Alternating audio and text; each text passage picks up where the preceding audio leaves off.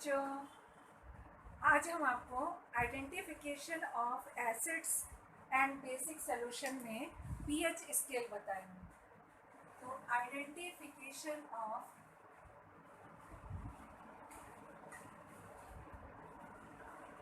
Acid and base, इसको कैसे acid और बेस को कैसे आइडेंटिफाई करेंगे, इसको हम किसके थ्रू करेंगे? पीएच स्केल के थ्रू करेंगे। ठीक है। अब what is pH scale? PH scale क्या होता है? पीएच स्केल क्या है? वो एक्सप्रेस करता है कि कौन सा मीडियम चल रहा है, एसिड मीडियम चल रहा है या बेसिक मीडियम चल रहा है या न्यूट्रल मीडियम चल रहा है। तो अब आपको बताते हैं कि कैसे ये मान लीजिए कोई पीएच स्केल है। पीएच स्केल का जो मेजरमेंट रहता है वो 1 से लेकर और 14 तक रहता है पीएच स्केल। ठीक है। और इसके बीचों बीच आपका क्या होता है? 7 पीएच होता है जो न्यूट्रल होता है। ये न्यूट्रल होता है। और न्यूट्रल किसका होता है? पीएच वाटर का होता है ना, H2O। अब इसी तरह 2, 3, 4, 5, 6 ये है आपका 1, 2, 3, 4, 5, 6। ये इंक्रीजिंग ऑर्डर में आपका रहेगा, इंक्रीजिंग एसिड। और 8, 9, 10, 11, 12, 13, 14, 8, 9, 10, 11, 12, 13 और ये आपका 14 हो जाएगा। तो ये इंक्रीजिंग बेस।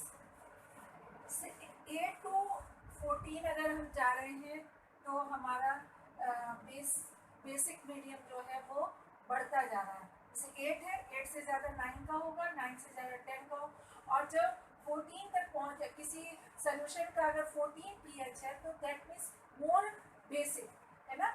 और इसी तरह ये हो गया आपका 7 क्या न्यूट्रल हो गया। अब हम अगर किसी का पीएच 2 है तो दैट मीन्स मोर एसिड हो जाएगा। ठीक है। तो इस तरह से ये पीएच स्केल है। पीएच स्केल में हम ये पता लगा सकते हैं कि कैसा सोल्यूशन है। सोल्यूशन में मीडियम क्या है, एसिडिक मीडियम है कि बेसिक मीडियम है कि न्यूट्रल मीडियम। अच्छा, इन पीएच स्केल का एप्लीकेशंस क्या है? इनका एप्लीकेशन आपको बताएं। सबसे ज़्यादा यूजेस जैसे मेडिकल साइंस में होता है। ब्लड का जो पीएच होता है वो 7.3 होता है। अब इस 7.3 ब्लड का पीएच है, मतलब वो एक हेल्दी जो ह्यूमन बींग्स हैं उनका 7.3 है। अगर अब हम डिजीज़ का पता लगाना है तो फिर आप क्या करते हैं? ब्लड देते हैं टेस्ट करने के लिए। तो उससे पता चल जाता है कि किस टाइप की डिजीज़ है और किस तरह से हमारा या तो एसिडिक मीडियम में आ गया है ब्लड या बेसिक मीडियम में आ गया है। तो उस हिसाब से फिर डिजीज़ का पता लगाया जा सकता है।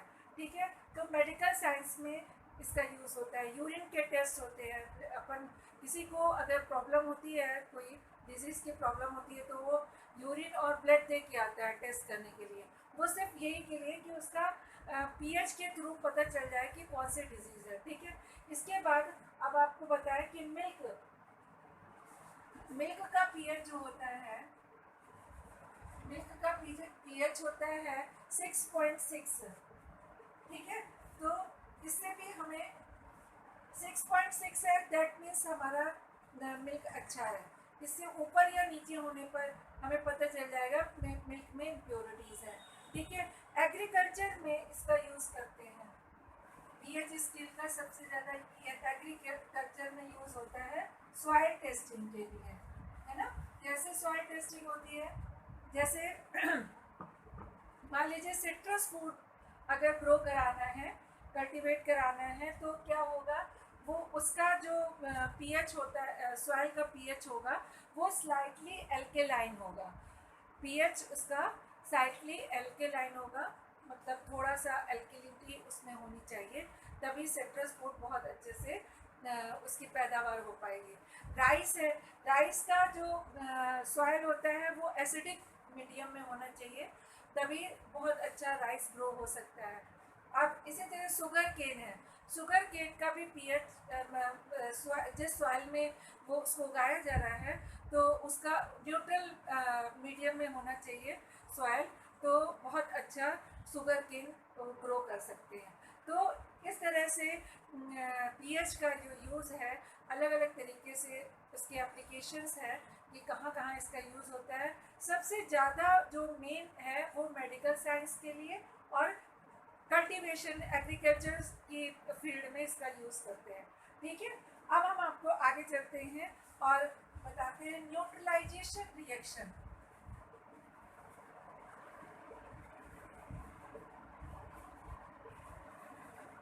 देखिए, आप जब न्यूट्रलाइजेशन रिएक्शन, आपको मैंने बताया था कि जब एसिड और बेस मिलते हैं तो साल्ट का फॉर्मेशन होता है और वाटर का फॉर्मेशन होता है। देखिए ना, एसिड और बेस मिले, ठीक है, अब साल्ट और वाटर का फॉर्मेशन, ये जो रिएक्शन है ये this is called neutralisation reaction, ये न्यूट्रलाइजेशन रिएक्शन है। ठीक है, अब अपन एक एग्जांपल देते हैं। आपको एक चीज़ हम और बताएं, एसिड का हमने बताया था कि जिसमें H प्लस हो वो एसिड है, जिसमें बेस में वो OH माइनस हो वो बेस है, तो ये दोनों मिले के तो बना क्या बना, वाटर बना। तो ये भी न्यूट्रलाइजेशन रिएक्शन का एग्जाम्पल है। अब अपन कोई एक एसिड लेके चलते हैं, जैसे मान लीजिए HCl का बेस में लिया हमने NaOH, तो ये क्या बन गया NaCl।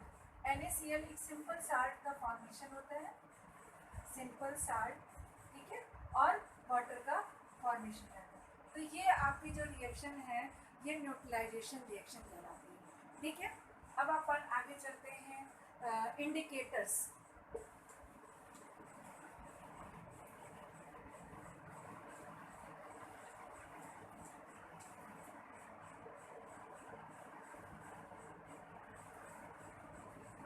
आपको बहुत रिवीजन करना पड़ेगा, जैसे न्यूट्रलाइजेशन रिएक्शन कर रहे हैं तो 2-4 रिएक्शन लिख के देखिए। एसिड की अगर ये एसिड के बारे में पढ़े तो एसिड की रिएक्शंस देखिए, और बेस की स्टडी कर रहे हैं तो बेस है। तो इस तरह से आपको बार बार रिवाइज करना पड़ेगा, क्योंकि आप 9 से 10th में आए हो तो 10th का आपको थोड़ा सा टिपिकल लगेगा 9th से। ठीक है, 9th में आपने सिंपल पढ़ा होगा, 2-4 फार्मूले पढ़ लिए होंगे और सिंबल्स पढ़े होंगे एलिमेंट्स के, मगर अभी आपको बहुत रिएक्शंस पढ़नी है। तो रिएक्शंस को समझ के याद नहीं करिएगा, समझ के कई बार रिवाइज करिएगा तो आपको अच्छे से बने रहेंगे। अब हम इंडिकेटर्स की बात कर रहे हैं। इंडिकेटर्स क्या होते हैं, वीक ऑर्गेनिक एसिड या वीक ऑर्गेनिक बेस होते हैं इंडिकेटर्स। कैसे आपको बताते हैं, कोई जो सोल्यूशन है उसमें इंडिकेटर्स क्या होंगे, वीक ऑर्गेनिक एसिड होंगे या वीक ऑर्गेनिक बेस होंगे, और ये क्या करते हैं कि कलर को चेंज कर देते हैं, है ना। तो ये तो हमें कहाँ से पता चलेगा, वो पीएच स्केल से पता चलता है। तो an indicators is a weak organic acid और a weak organic base which change colour, है ना, इन द पीएच स्केल। ठीक, अब आपको बताएं ये इंडिकेटर्स के नाम बताएं, जैसे फिनोफ्थलीन हो गया आपका, और मेथिल ऑरेंज हो गया, या मिथाइल ऑरेंज हो गया। ठीक है, तो अब ये क्या करते हैं, इनका क्या काम है, ये कलर का चेंजेस करते हैं। जैसे मान लीजिए कि लिटमस है, लिटमस पर्पल कलर नेचुरल में होता है, सॉरी न्यूट्रल में होता है पर्पल कलर का, मगर जब वो एसिड के मीडियम, कोई एसिड मीडियम में रहे तो वो उसका जो कलर हो जाएगा वो चेंज हो जाएगा, रेड कलर हो जाएगा। और उसी को अगर हम बेस में अगर देखते हैं तो वो ब्लू कलर का दिखाए। तो हम आपको बताते हैं ना कि लिटमस पेपर में अगर एसिड डालें तो रेड कलर आएगा, और वो चेंज कर देगा अगर ब्लू में तो क्या हो जाएगा, बेस आ जाएगा।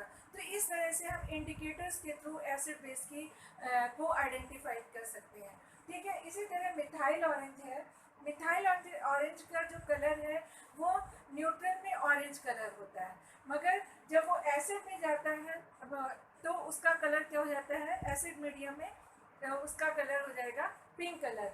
और जब वो बेस उसका मीडियम चेंज होता है, एल्कलाइन हो जाता है, तो उसका कलर हो जाता है ऑरेंज कलर। अब हम बात करते हैं फिनोफ्थलीन के। फिनोफ्थलीन न्यूट्रल में जो होता है उसका कलर कलरलेस होता है, फिर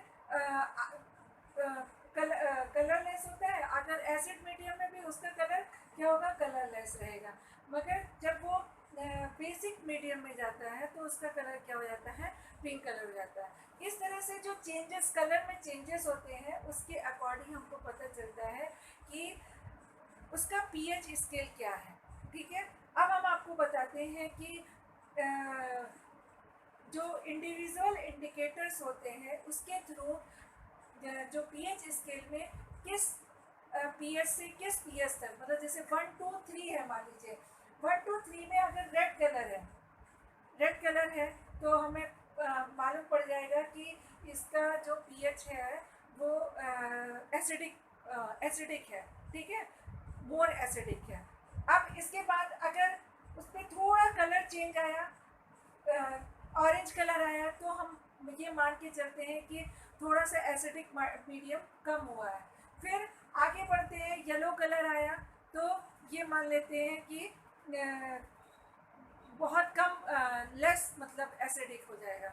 और जब 7 में आ जाता है तो ग्रीन कलर हो जाता है। तो इन देखिए आपको बताते हैं जो इंडिविजुअल इंडिकेटर्स होते हैं,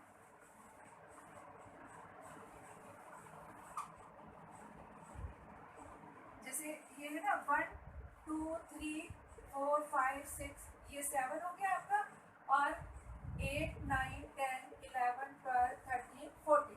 ठीक, अब 1 2 3 में आया रेड कलर, अभी हमने आपको बताया था। फिर ऑरेंज में आ गया, ऑरेंज 4 में आ गया, 4 में कौन सा कलर आ गया, ऑरेंज। अब यहाँ पे आता है अगर 6 4 5 6 में अगर आ गया आपका येलो कलर। ठीक है, और ये 7 है आपका, 7 में ग्रीन कलर मिल जाता है। तो हमको पता चल जाएगा जब ग्रीन कलर हमें मिल रहा है तो ये इंडिकेट कर रहा है कि ये न्यूट्रल है। अगर येलो है तो ये मान के चल रहे हैं कि 5 to 6 के बीच में मीडियम है, सॉल्यूशन का जो मीडियम है वो 5 to 6 के बीच में है। अगर ऑरेंज कलर आ रहा है तो ये मान लेते हैं कि पीएच स्केल का जो पैरामीटर है वो क्या है, 4 है। और 1 2 3 के बीच में आ रहा है तो ये मान लेते हैं रेड कलर, मतलब मोर एसिडिक। अब बात करते हैं बेस की। जब इंडिविजुअल इंडिकेटर्स का यूज करेंगे तो 8 9 और 10 के बीच में हमें ब्लू कलर मिलेगा। ठीक है, अब हम 11 में आते हैं तो इंडिगो कलर आ जाता है। यहाँ पे कौन सा कलर आ जाएगा, इंडिगो कलर आ जाएगा। और अगर इसकी बात करें आपका 10 हो गया, 11 12 13 और 14 की बात, 12 13 14 की बात करें तो यहाँ पे वायलेट कलर आ जाता है।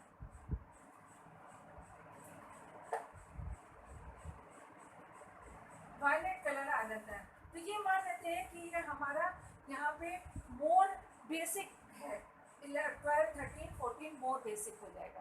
ठीक है, तो इस तरह से इंडिकेटर्स के थ्रू हम एसिडिक और बेसिक मीडियम का पता लगा लेते हैं कि सोल्यूशन किस टाइप का है ना। जैसे मान लीजिए कि आपने NaOH का सोल्यूशन लिया। ठीक है, NaOH का सोल्यूशन को आपको टेस्ट करना है कि ये कैसा, इसका पीएच कितना मिल रहा है। तो हम क्या करेंगे, फिर उसको या तो लिटमस पेपर में उसको डालेंगे तो क्या होगा, रेड लिटमस पेपर होगा तो वो ब्लू कलर का हो जाएगा। ठीक है, पीएच स्केल में से अगर उसको हम उसका स्टडी करेंगे तो हमें 9 10 के बीच या 11 के बीच में अगर उसका जो पीएच मिल रहा है तो हम ये मान लेंगे कि वो हमको बेस, मतलब कोई भी बेस है उसका हम मीडियम के थ्रू उसका पता लगा सकते हैं कि वो उसमें मोर बेस है या लेस बेस है। आप साबुन में देखेंगे, साबुन जो सॉफ्ट साबुन होते हैं उसमें लेस एल्कली होता है। लेस एल्कली का मतलब है कि बहुत ज़्यादा क्षार नहीं होगा और हम उसको लगाएंगे तो हमारे स्किन में कोई प्रॉब्लम नहीं होगी। ठीक है, तो इसके थ्रू हम जो डिटर्जेंट हैं उनका भी पता लगा सकते हैं कि डिटर्जेंट में कितना एल्केलाइन है। ठीक, तो अब आपको एक चीज़ और बता दें कि जो सी वाटर होता है, सी वाटर का भी pH 7.3 होता है। जो समुद्र का जो पानी है वो खारा होता है। क्यों खारा होता है? क्योंकि वो एल्केलाइन होता है। ठीक है, आज आपका ये इंडिकेटर्स हो गया, न्यूट्रलाइजेशन रिएक्शन हो गया। इसके बाद अपन साल्ट की बात करेंगे जो नेक्स्ट लेक्चर में करेंगे। Thank you.